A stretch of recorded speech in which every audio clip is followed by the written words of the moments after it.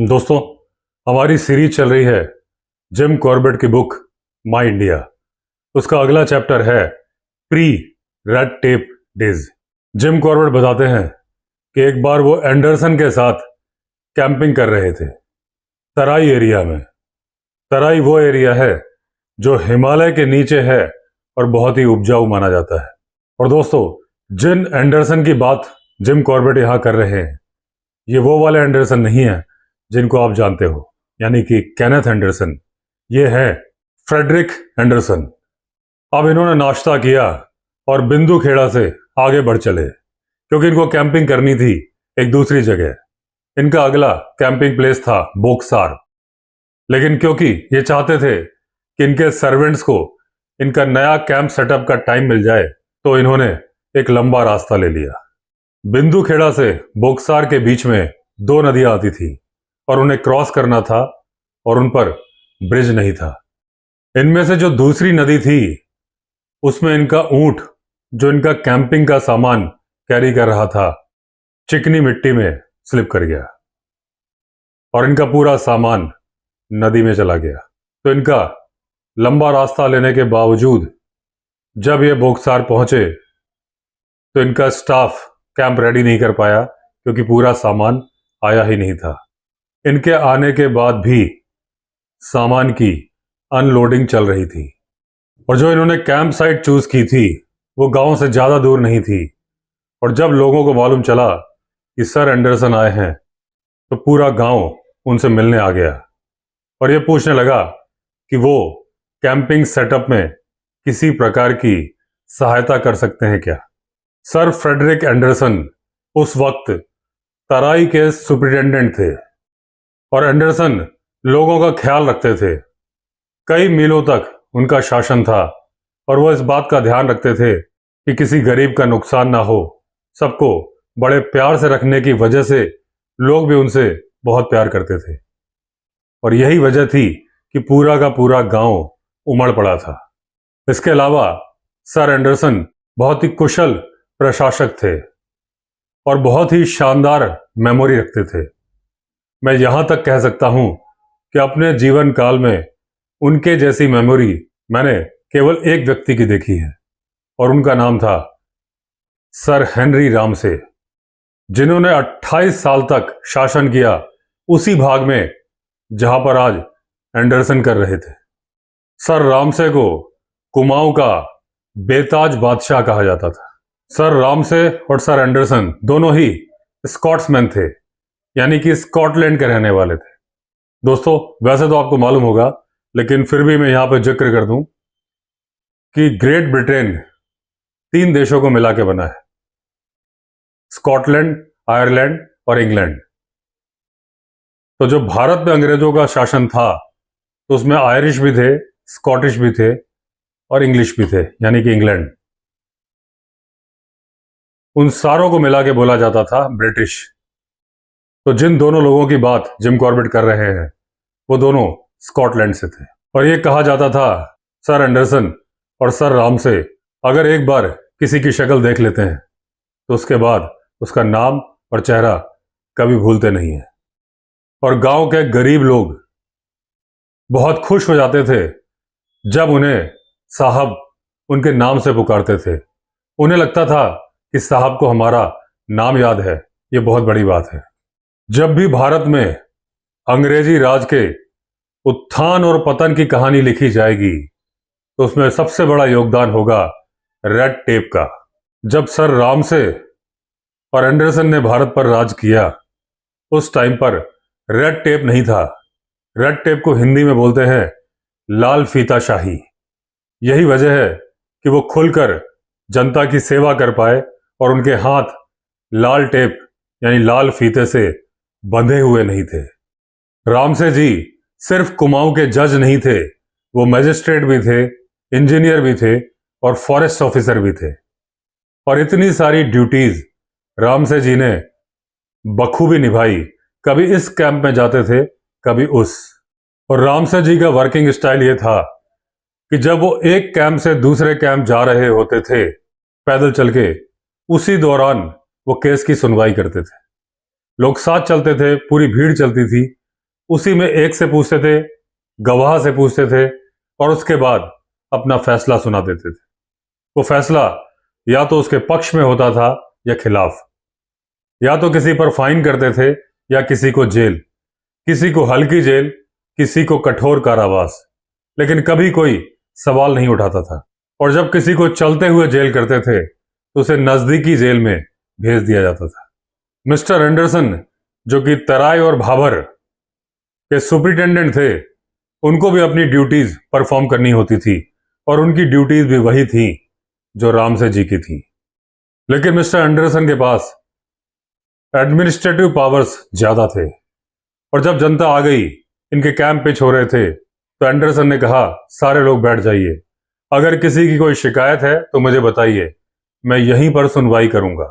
अब सबसे पहली शिकायत दर्ज कराई बोक्सार गांव के मुखिया ने।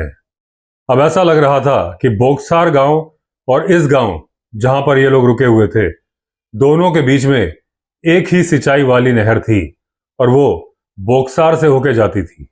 अब इस बार बारिश अच्छी नहीं हुई थी, पानी कम था और बोक्सार गांव के लोगों ने उस नहर का पूरा पानी यूज कर लिया और इस नीचे वाले गांव में पानी नहीं आया। सारी फसलें सूखने लगी और बोक्सार गांव के मुखिया ने स्वीकार किया कि उसने पानी नीचे नहीं जाने दिया है और सारा पानी बोक्सार में ही यूज कर लिया है। और उसके पास दलील थी कि अगर वो आधा पानी छोड़ता तो दोनों ही गांव की फसलें नष्ट हो जाती। एंडरसन ने दोनों मुखिया की सुनवाई की और अपना डिसीजन सुनाया कि जो फसल काट ली गई है वो एकड़ के हिसाब से बराबर बराबर बांट दी जाए, यानी जितने एकड़ जमीन है दोनों गांव मिला के और जितनी फसल है उस हिसाब से डिस्ट्रीब्यूट कर दी जाए। लेकिन बोक्सार गांव के लोगों ने कहा कि फसल तो हम बराबर बांट देंगे, लेकिन हमें लेबर का पैसा मिलना चाहिए जो हमने फसल को काटने में और खेत में काम करते वक्त इस्तेमाल की है। लेकिन नीचे के गांव वालों ने ऑब्जेक्शन लगाया। उन्होंने कहा कि हमें बुलाया नहीं गया था, नहीं तो हम लेबर में मदद कर देते। लेकिन एंडरसन ने उस बात को मान लिया। उसके बाद उनके सामने प्रस्तुत की गई दूसरी पिटीशन। अब ये दूसरी पिटीशन थी चाड़ी की तरफ से और उसका कहना था कालू ने उसकी वाइफ तिलनी का अपहरण कर लिया है। चाड़ी ने कहा कालू उसकी वाइफ को परेशान करता था और चाड़ी ने इस बात पे ऑब्जेक्शन उठाया था, लेकिन कालू नहीं माना और उसकी वाइफ तिलनी उसका घर छोड़ के कालू के पास रहने चली गई। अब एंडरसन ने पूछा क्या कालू यहां पर है? तो एक आदमी उठ के खड़ा हुआ, बोला मैं हूं कालू। अब जब खेतों की फसल का बंटवारा चल रहा था तो औरतों को और लड़कियों को कम इंटरेस्ट था, लेकिन जब यह मैटर आया तो देखा सारे के सारे लोग इंटरेस्ट ले रहे हैं। अब जब एंडरसन ने कालू से पूछा कि जो चाड़ी ने तुम पर इल्जाम लगाए हैं क्या तुम उन्हें स्वीकार करते हो और क्या तुम तिलनी को चाड़ी को वापस करने के लिए तैयार हो, तो कालू ने कहा श्रीमान जी, मैंने तिलनी का अपहरण नहीं किया है। तिलनी अपनी मर्जी से मेरी झोपड़ी में रहने आई है और क्योंकि वो अपनी मर्जी से आई है तो मैं उसे जबरदस्ती नहीं भेज सकता। ये तिलनी की इच्छा है कि वो कहाँ रहना चाहती है। अब एंडरसन ने पूछा क्या तिलनी यहां पर मौजूद है? तो एक लड़की उठ के खड़ी हुई, बोला श्रीमान जी मैं हूं तिलनी और श्रीमान जी मुझसे क्या जानना चाहते हैं? तिलनी एक सुंदर लड़की थी जो करीब 18 साल की थी और उसने जूड़ा ऐसा बनाया था जो करीब 1 फीट का था, जिस तरह से तराई की लड़कियां बनाती हैं। तिलनी ने सफेद बॉर्डर वाली काली साड़ी पहनी थी और ऊपर लाल रंग का ब्लाउज पहना था। अब एंडरसन ने पूछा कि तुमने अपने पति को क्यों छोड़ दिया? तो तिलनी बोली उसकी तरफ देखिए, वो कितने गंदगी से रहता है और वो बहुत गरीब है। उसने ना तो मुझे कभी कपड़े दिए ना ज्वेलरी दी, और ये जो कपड़े और ये जो चांदी की ज्वेलरी आप देख रहे हैं ये मुझे कालू ने दी है। और जब एंडरसन ने पूछा क्या तुम चाड़ी के साथ जाना चाहोगी, तो उसने अपना सिर हिलाया, बोली ऐसा कभी नहीं हो सकता। अब कॉर्बेट लिखते हैं ये जो ट्राइब थी ये अपनी सफाई और महिला स्वतंत्रता के लिए जानी जाती थी।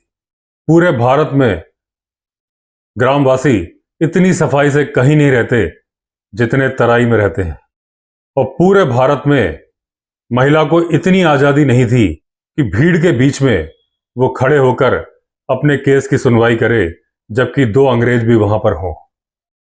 अब जब एंडरसन ने पूछा चाड़ी से कि तुम्हें कुछ इस बारे में कहना है या कोई तुम्हारी शिकायत है, तो चाड़ी ने बोला कि श्रीमान जी, आप मेरे माता पिता हैं, मैं आपके पास न्याय के लिए आया हूं, और अगर आप मुझे न्याय नहीं दे सकते या मेरी पत्नी मुझे वापस नहीं कर सकते तो मुझे उसके बदले में हर्जाना चाहिए। और जब एंडरसन ने पूछा कि तुम्हें कितना हर्जाना चाहिए, तो उसने कहा मुझे 150 रुपये चाहिए। और जैसे ही उसने कहा कि मुझे 150 रुपये चाहिए, चारों तरफ फुसफुसाहट होने लगी। सब बोल रहे थे ये तो बहुत ज्यादा मांग रहा है, और कोई बोल रहा था तिलनी के लिए इतना हर्जाना नहीं मिल सकता। अब जब एंडरसन ने पूछा कालू से क्या तुम 150 रुपये देने के लिए तैयार हो, तो कालू ने कहा कि श्रीमान जी, ये बहुत ज्यादा पैसे हैं, और मुझे पता है कालू जब तिलनी को लाया था तो उसने 100 रुपये दिए थे, और वो तब नई थी, अब वो पुरानी है। मैं ज्यादा से ज्यादा 50 रुपये दे सकता हूं। अब लोग आपस में चर्चा करने लगे।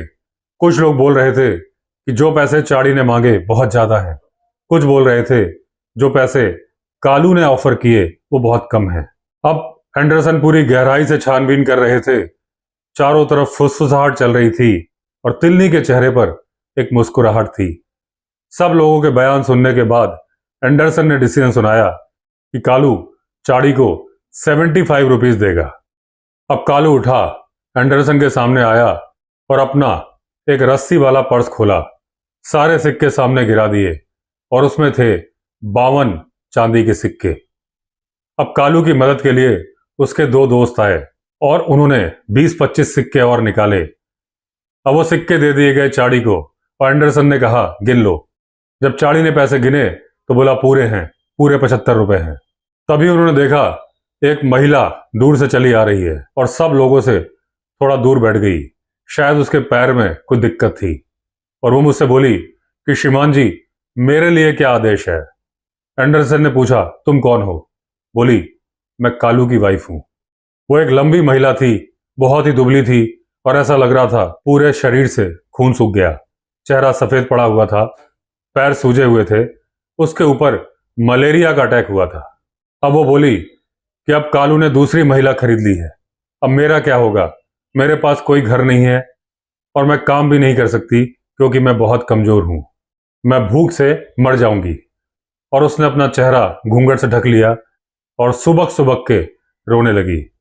अब ये एक मुश्किल परिस्थिति आ गई थी क्योंकि एंडरसन ने अपना फैसला सुना दिया था और तब सोचा भी नहीं था कि कालू की एक बीवी भी है। अब कुछ देर तक सन्नाटा था, केवल गूंज रही थी उस औरत के रोने की आवाज। लेकिन तभी तिलनी उठी और उस औरत के पास गई, उसके ऊपर अपनी बाहें डाल दी और बोली बहन, ये मत बोलो कि तुम्हारा घर नहीं है। आप मेरी बहन हो, आप मेरे साथ ही रहोगी, और जो कालू ने मेरे लिए नई झोपड़ी बनाई है वो मैं आधी आपसे शेयर करूंगी, और कालू जो भी पैसे मुझे देगा वो मैं आधा आपको दूंगी, और मैं आपका पूरा ख्याल रखूंगी। अब जब तिलनी और वो बीमार महिला वहां से चले गए तो एंडरसन उठे और पहाड़ की तरफ देख के बोले उस पहाड़ से जो हवा आ रही है उसने मेरी नाक जाम कर दी है, मुझे सर्दी हो गई है, आज के केस की सुनवाई स्थगित की जाती है। अब बाकी लोगों की नाक भी ठंडी पड़ गई थी ठंडी हवा से, और केवल एंडरसन ही नहीं थे जिन्हें जरूरत थी अपनी नाक को साफ करने की। सबको ऐसा फील हो रहा था। लेकिन अभी केस की सुनवाई खत्म नहीं हुई थी। चाड़ी उठा और एंडरसन के पास आया, उसने अपनी अर्जी को फाड़ दिया और वो पर्स जिसमें उसने 75 रुपए रखे थे वो खोल दिया। बोला श्रीमान जी, मैं और कालू एक ही गांव में रहते हैं और अब कालू को 2 लोगों को खिलाना होगा, एक तिलनी और एक उसकी पत्नी, और एक को ज्यादा खुराक की जरूरत है क्योंकि वो बीमार है। तो श्रीमान जी, तो ये पैसे कालू को वापस दे दिए जाए। एंडरसन भी दंग रह गए और लाल फीता शाही के पहले एंडरसन और बाकी जजेस इसी तरह से केस निपटाते थे।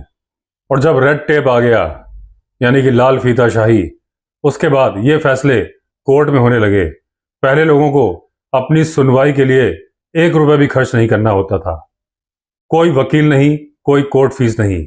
उसके बाद आ गई कोर्ट फीस सिस्टम जहां लोगों के बहुत पैसे खर्च होते थे, उनकी जमीन जायदाद बिकने को आ जाती थी और एक तरह से उनका तेल निकाल लिया जाता था। तो दोस्तों, इस तरह से खत्म हुआ chapter pre red tape days और अगला चैप्टर होगा the law of the jungles. तो अगर आपने चैनल सब्सक्राइब नहीं किया है तो चैनल सब्सक्राइब कर लीजिए। चलिए फिर मिलते हैं अगले वीडियो में, तब तक के लिए all the best. Vande Mataram.